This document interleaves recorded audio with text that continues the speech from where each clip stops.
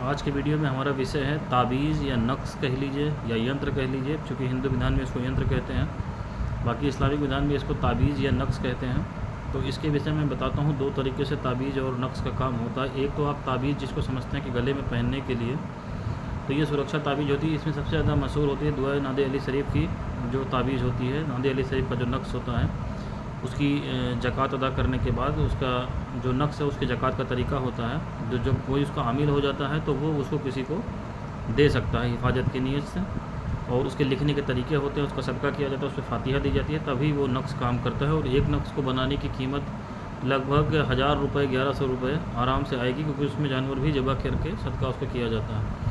तो एक तो इस तरीके का है। दूसरा है कि अस्माए असहाबे कहफ का कोई हामिल हो तो वो गले में पहनने के लिए, मैंने पहले भी वीडियो में बताया था कि अस्माए असहाबे कहफ का नक्श आपको दे सकता है। इसी तरीके से बहुत सारे नक्श हैं, 15 का नक्श है। जिस अमल में जिसने महारत हासिल कर रखी हो, यानी जिस नक्श का जो आमिल हो, हर प्रकार के नक्श को, जैसे मंत्रों को या आप ऐसे कहें कि कुरान की आयतों को उसको सिद्धि करनी पड़ती है, उसकी ज़कात अदा करनी पड़ती है, ऐसे नक्श की ज़कात अदा करनी पड़ती है। बिना ज़कात अदा किए कोई नक्श काम नहीं करता। अब कुछ नक्श जो है विशेष पर्पज़ के लिए होते हैं, जैसे दुआ नादे अली शरीफ का नक्श है तो ये हर काम में दिया जा सकता है, लेकिन सुरक्षा के लिए विशेष होता है। 15 का नक्श है, उसके अलग अलग यूज हैं।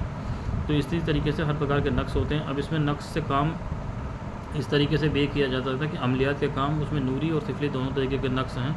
तो नूरी अमलियात में इसमें या सिफली अमलियात में दोनों तरीके अपनाए जाते हैं। जैसे मान लीजिए कि कोई नक्श का आमिल हो गया तो उसमें जुदाई का काम करना है, तो जुदाई के काम में वो नक्श उसने लिख करके दे दिया और उसने बता दिया कि ये भट्ठी जल रही हो, कोयला जल रहा हो तो उसके नीचे इसको दबा देना। या फ्रिज आपकी लगातार लगी हो, फ्रिज के पीछे गर्मी बनी रहती है, फ्रिज में लगा देना, या ट्यूबलाइट में लगा देना, इसको जो है लगातार ये गर्म रहेगा, गर्मी बनी रहे। तो इस तरीके के जो है नक्श दावत वाले हो गए। हुक का दे दिया किसी तरीके से, पेड़ में लटकाने के नक्श दे दिए हुक के लिए कि पेड़ में आपने लटका दिया, जैसे जैसे वो नक्श हिलता रहेगा तो ये काम होगा। कबूतर को बांध दिया, नक्श उसके पैर में उतार दिया। बहुत सारे मछलियों को खिलाने के नक्श होते हैं। तो कहने का मतलब ये है कि पहले नक्श का वो आमिल होना चाहिए, फिर उस नक्श से उसके जो तरीक़ेकार होते हैं उसके तरीके से वो काम कर सकता है। तो सारे खट कर्म इसमें किए जाते हैं नक्श से ही। जैसे मैंने कल तरीका जादू करने का जो तरीका है, चाहे नूरी अमल में चाहे सिफली अमल में, वो सारे काम खटकर्म, मारण, मोहन, उच्चाटन, वशीकरण, स्तंभन, विद्वेषण, ये सारे कर्म जो है नक्श के माध्यम से भी किए जा सकते हैं। लेकिन ये नूरी जो नक्श वाले काम होते हैं ये नूरी अमल में आते हैं। ये उतना तेज़ काम नहीं करेगा जितना सिफली अमल करता है। सिफली वाला भी जो नक्श होगा वो उतना तेज़ काम नहीं करेगा जितना सिफली में अमल से किया हुआ काम होगा, यानी भोग दे करके जो काम किया होगा उतना तेज़ नक्श वाला काम नहीं करेगा। तो इसी तरीके से ये काम करने का इसका तरीका होता है नक्श का। जिसने जिस नक्श की सिद्धि कर रखी हो तो उसमें अलग अलग उसके भरने की चाल होती है। पेड़ में लटकने वाले नक्श जो है अलग चाल से भरे जाते हैं। खाकी, आबी, वादी, इस तरीके से चाल होती है नक्श को भरने की, किस खाने से कैसे भरा जाता है। उसके बाद उसको पेड़ में लटका सकते हैं या गर्म चीज़ में कर सकते हैं, पत्थर के नीचे दबा सकते हैं, दरिया में डाल सकते हैं। इस तरीके से उसके अलग अलग यूज होते हैं। तो इस तरीके से नक्श से काम किया जाता है। ये पूरा एक विज्ञान है। जैसे मैंने कहा कि किसी दुआ, किसी आयत, किसी सूरत का कोई जैसा आमिल होता है, वैसे ही नक्श का आमिल होता है। तो नक्श के विषय में ये जानकारी रही। इसी को जो है हिंदू विधि में यंत्र के माध्यम से कहते हैं। और उसी नक्श कब्रिस्तान में दबाएं या कुछ भी करें, ये उसके अलग अलग प्रयोग हैं। और सिफली अमल में भी इसी तरीके से गंदे जानवरों के खून से लिखे जाते हैं नक्श उसमें।